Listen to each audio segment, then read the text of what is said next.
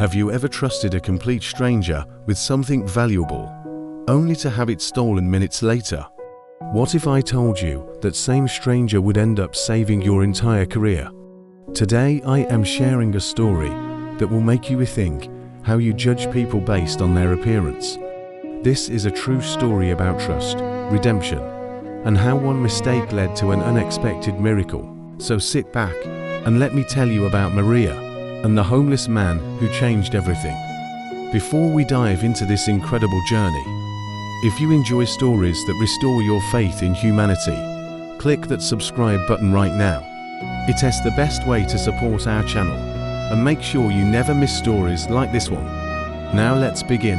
Maria Santos was having the worst morning of her life. She was a financial analyst at one of the largest coffee export companies in the country. Today was the day she would present her plan to save the company from bankruptcy.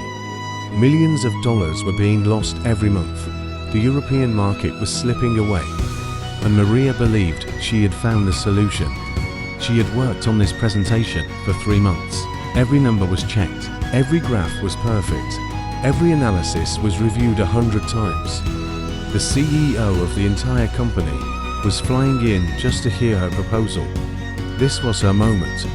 This was her chance to prove she deserved to be there. But as she rushed to park her car near the office, disaster struck. She was running late. The parking garage was full. In her panic, she nearly hit a street vendor. The vendor jumped back, startled but unhurt. Maria apologized quickly, but she had no time to stop. She parked her car on the street, grabbed her briefcase, and started running toward the building. Then she realized something terrible. Her folder. The folder with all her documents was still in the car. She turned around and saw a young man standing near her vehicle. He was wearing old, dirty clothes. His backpack looked like it had seen better days. He was clearly homeless. But Maria was desperate. She ran back to him. "Please," she said, breathing hard. "I need you to watch my car, just until someone can pick it up." The young man looked confused. "Miss, I'm not a car attendant," he said. "Please," Maria begged. "This is really important." She pulled out some money from her purse. "Here," she said, handing it to him. "Guard it with your life." Before he could protest again, she ran off. The young man stood there, holding the money, looking at the car. His name was David Rodriguez, and he had no intention of watching anyone's car. Meanwhile, Maria burst into her office building. She was sweating, her heart was pounding. Her assistant Robert looked up in surprise. "You're late," he said coldly. "The CEO is already here." Maria's stomach dropped. I know, she said. "I'm printing the documents now. Just keep her busy for 5 minutes." Robert shook his head, but went to entertain the CEO. Maria ran to the printer. She pressed print. Nothing happened. She pressed again. Still nothing. The printer was jammed. No, she whispered. She tried to fix it, but her hands were shaking. Finally, the printer started working. The documents began printing one by one, way too slowly. She grabbed them as they came out and rushed toward the conference room. That's when she realized something that made her blood run cold. The folder. The main folder with all her research and backup data. She had left it in the car she had left with a homeless stranger. Her face went pale. Everything she needed was in that folder. Without it, her presentation would fall apart. The CEO would think she was unprepared. She would lose her job. The company would go bankrupt. Hundreds of people would be unemployed. All because she trusted a stranger on the street. Maria excused herself and ran outside. Her car was gone. Completely gone. The homeless man was gone too. She felt like she was going to faint. How could I be so stupid, she thought. How could I trust a random person with my car? She immediately called the police. "Hello, National Police," she said, her voice shaking. "I need to report a stolen vehicle. I'm at Peninsula Bridge. Please send someone immediately." A police unit arrived within 15 minutes. Maria explained everything. The officer took notes and asked for a car description. "And you left a homeless man watching it?" the officer said. "Yes," Maria admitted. "I was desperate, ma'am," the officer said gently. "You basically gave him the keys." "I know," Maria said, fighting back tears. "I know it was stupid. We'll investigate," the officer said. "But I can't promise anything." Maria felt hopeless. Everything was falling apart. Her presentation was ruined. Her car was stolen. Her career was over. She walked back toward the building with heavy steps. How would she explain this to the CEO? How would she face Robert's judgment? But as she approached the entrance, she saw something that shocked her. The homeless man. He was there, standing right at the office entrance. He was holding her folder. Maria couldn't believe her eyes. "You," she shouted. The homeless man turned and saw her. Their eyes met. For a moment, nobody moved. Then Maria ran toward him. "Where is my car?" she demanded. The young man looked confused. "I don't have your car, miss," he said calmly. "Then why did you run away?"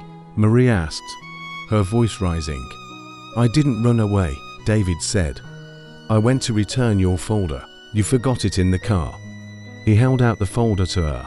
Maria stared at it. "You came all the way here just to return this?" she asked. "Yes," David said simply. It looked important. At that moment, the police officer who had taken her report walked up.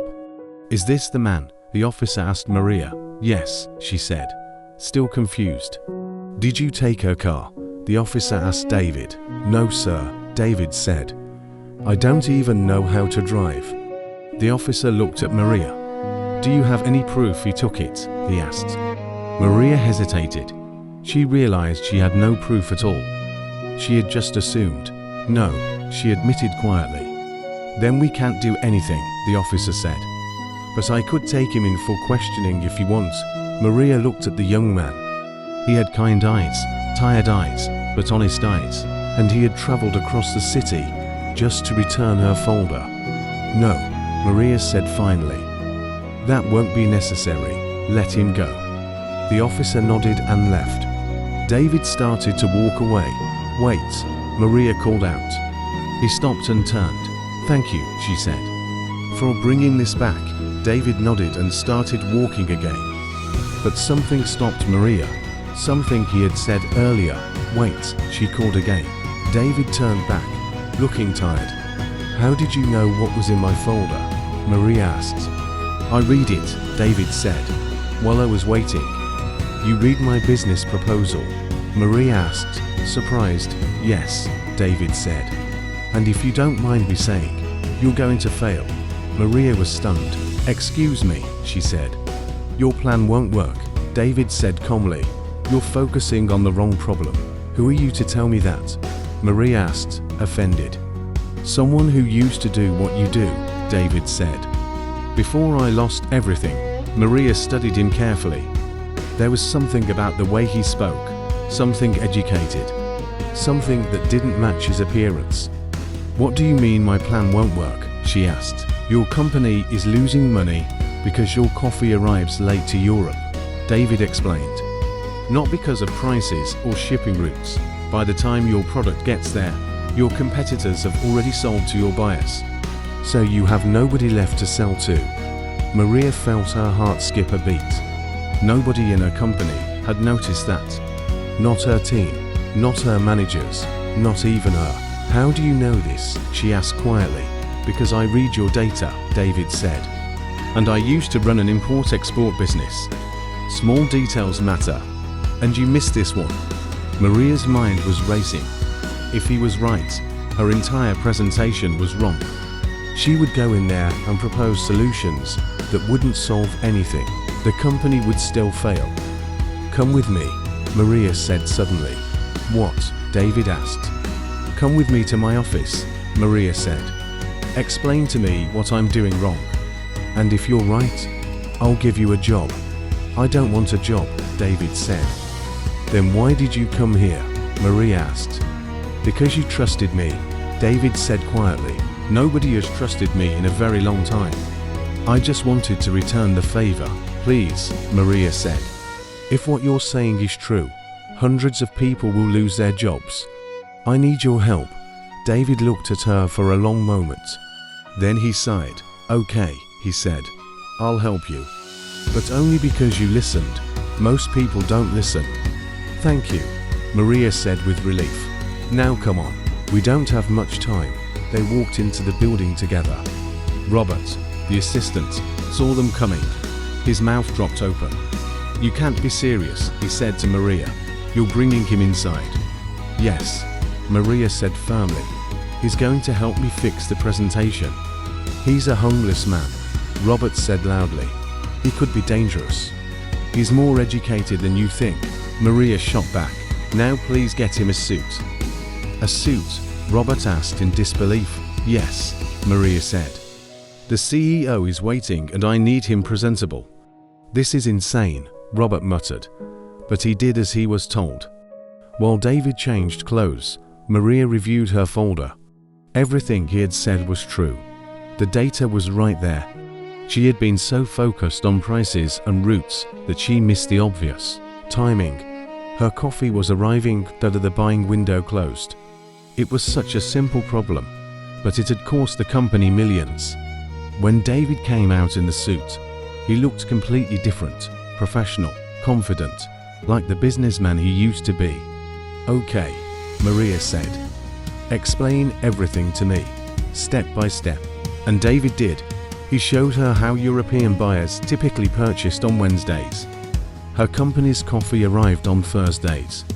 Too late. The warehouses were already full. So her buyers went to competitors who arrived earlier. Lowering prices wouldn't help, David explained. In Europe, cheaper often means lower quality. You'd lose sales and damage your reputation. So what do we do? Maria asked. Simple, David said. Stop shipping on Fridays. Ship earlier in the week. Make sure you arrive before Wednesday. Be the first option, not the last. Maria felt like scales had fallen from her eyes. It was so obvious, so simple, yet nobody had seen it. You're absolutely right, she said. Thank you. Don't thank me yet, David said. You still have to convince your CEO. And she's not going to like hearing this from someone like me. Then we'll convince her together, Maria said. Are you ready? David took a deep breath. Ready, he said. They walked into the conference room together. The CEO, a sharp woman in her 50s, looked up.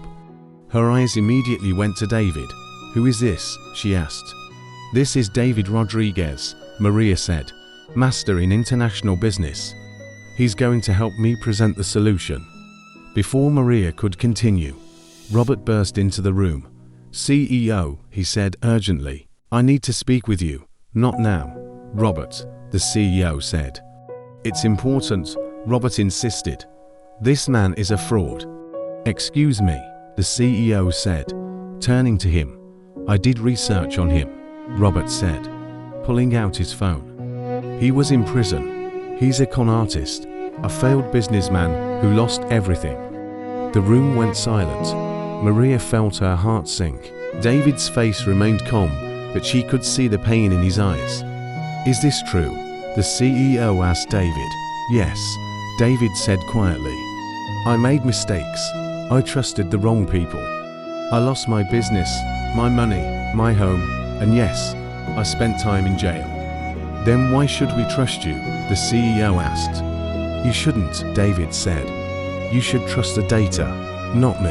The data shows your company is failing because of timing, not pricing. If you don't believe me, check it yourself. The CEO studied him carefully. Show me, she said. David walked to the board. He began explaining everything clearly and simply. Your European clients buy on Wednesdays, he said. Your coffee arrives on Thursdays. By then, their warehouses are full. They've already bought from your competitors. Lowering your prices won't help. It'll just make you look cheap. You need to arrive earlier. Be available when they're ready to buy, not after. The CEO listened carefully. Her expression was unreadable. When David finished, she sat back in her chair. Send me all the data, she said to Maria. I'll review it myself. If this checks out, we'll implement it. If it doesn't, you're both fired. She stood up and left the room. Robert smirked. I told you, he said to Maria. You're finished. Then he left too. Maria and David stood alone in the conference room. I'm sorry, Maria said. I didn't know about your past. It's okay, David said. It's the truth. I just hope I didn't make things worse for you. You didn't, Maria said. Thank you for trying. David nodded and started to leave. Wait, Maria called. Where are you going? Back to my life, David said with a sad smile. You have a presentation to save. I don't need you anymore. But Maria realized something in that moment. She did need him, not just for the presentation, but because he had shown her something important, that people deserve second chances. That mistakes don't define you forever. That trust is powerful. Don't go, she said. Let's wait for the CEO's response together.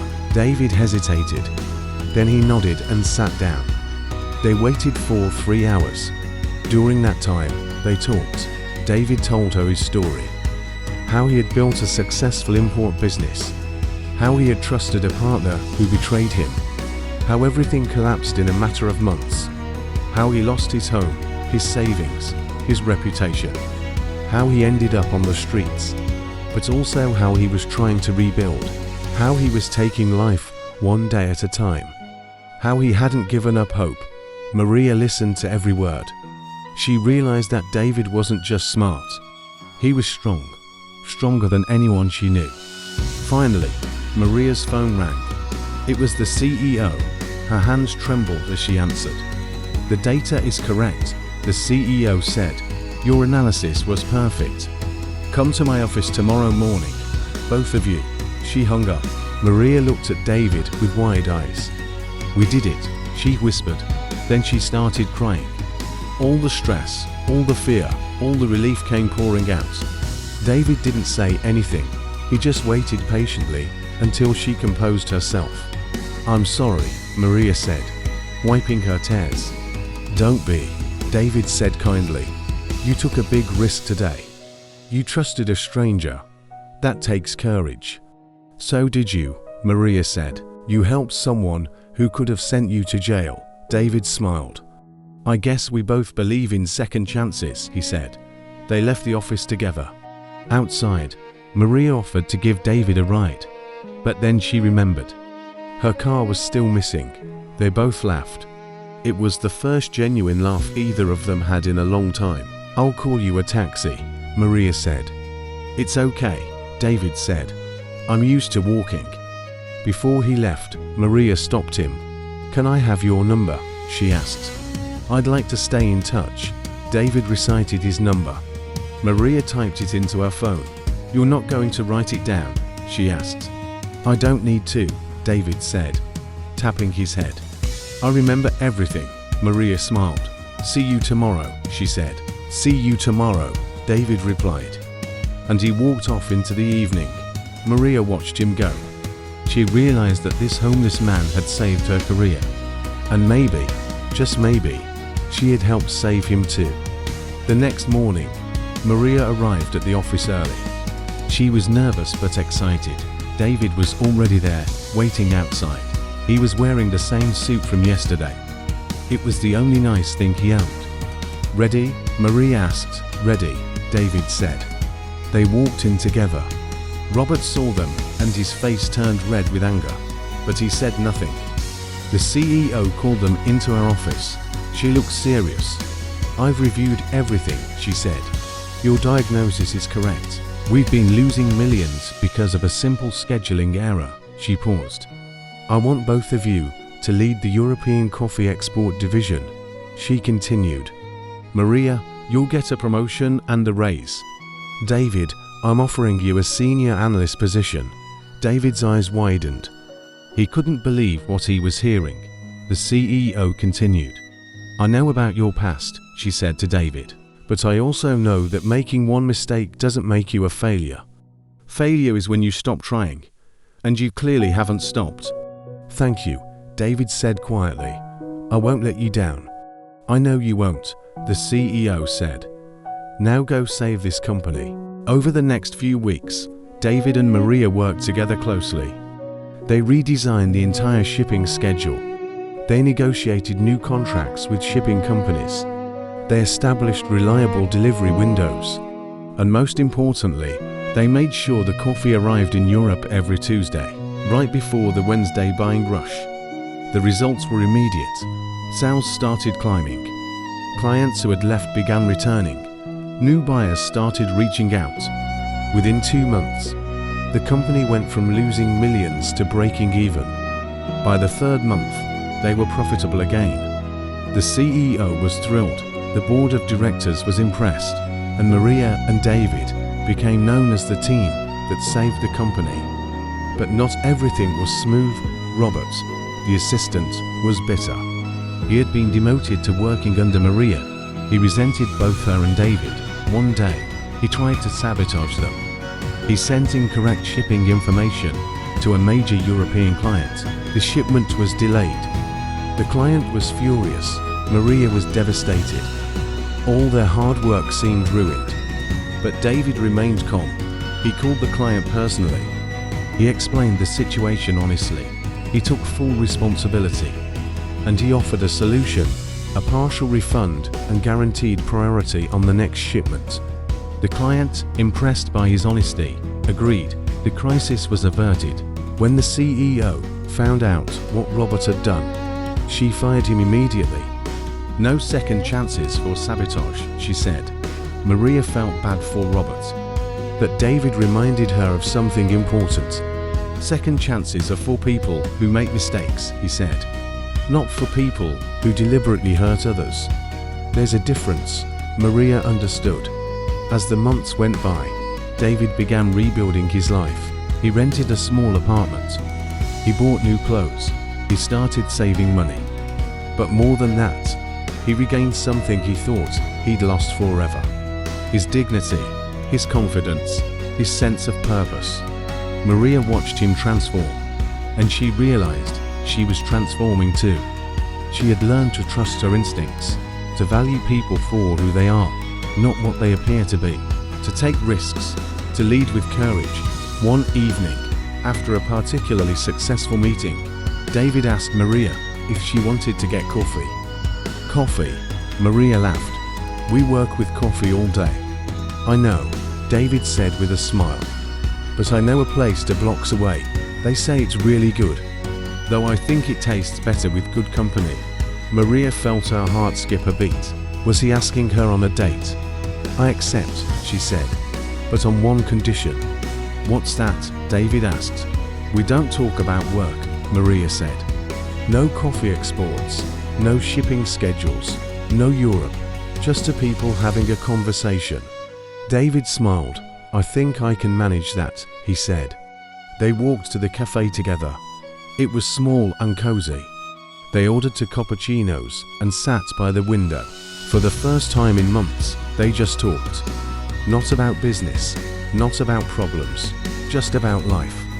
David told her about his dreams. He wanted to start his own consulting business someday, to help other companies avoid the mistakes he had made. Maria told him about hers.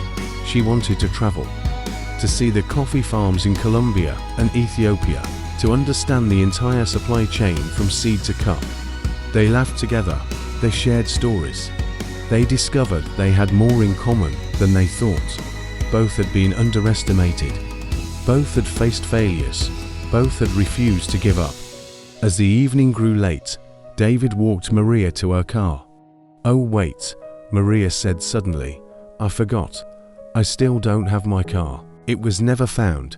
David smiled mysteriously. "Actually," he said. About that, he pulled out his phone and showed her a video. "What is this?" Maria asked. "Security footage," David explained. "A neighbor near where you parked had a camera. I contacted him, got the video, and tracked down your car." "You did what?" Maria asked in shock. "The thief wasn't very smart," David said. "He tried to sell it at a used car lot. I reported it to the police, and they recovered it. It's at the impound lot right now." Maria couldn't believe it. "You found my car," she whispered. "I told you I'd watch it," David said. "I keep my promises." Tears filled Maria's eyes. This man, who had nothing, had gone out of his way to help her. "Again, thank you," she said. "You didn't have to do that." "I know," David said. "But that car is where this whole story started. I wanted to bring it full circle." Maria hugged him. It was spontaneous and unexpected, but it felt right. David hugged her back. When they pulled apart, they both smiled. "So," David said. "Same time next week." "Definitely," Maria said. "But this time, I'm driving." They both laughed. As Maria walked home that night, she thought about everything that had happened.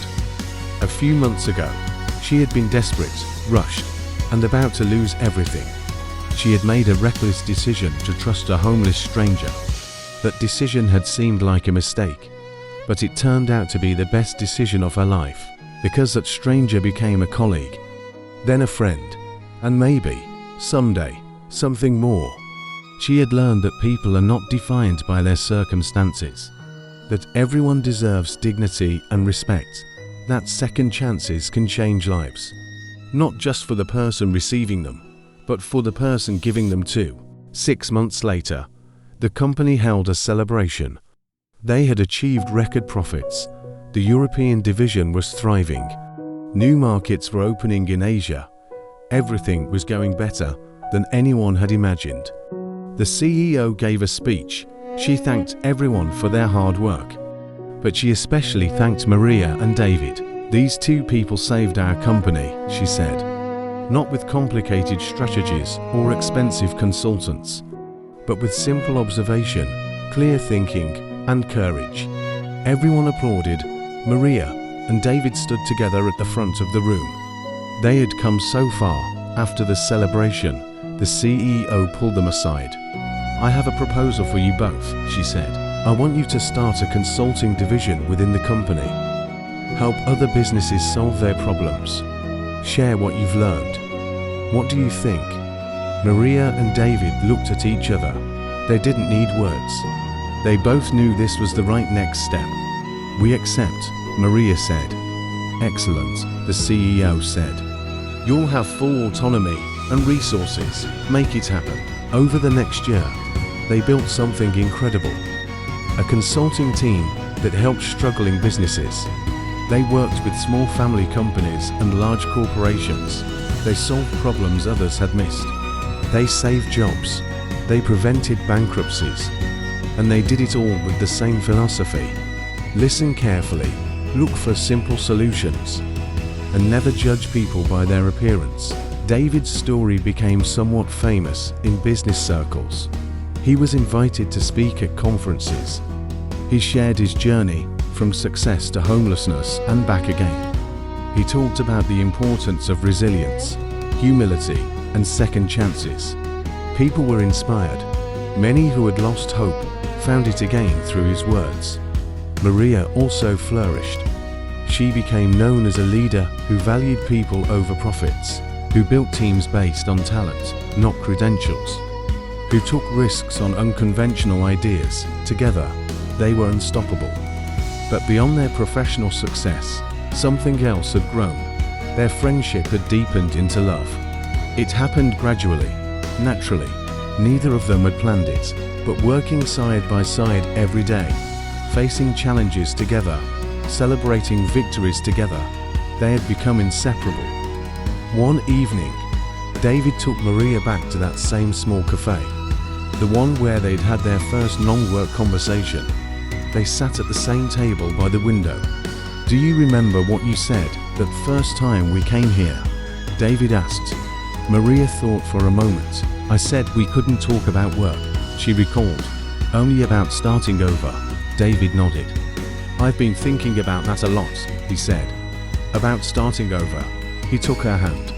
"Maria," he continued, "you gave me more than a job. You gave me back my life.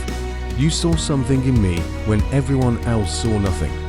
You trusted me when I didn't even trust myself." Maria felt tears forming. "David," she started.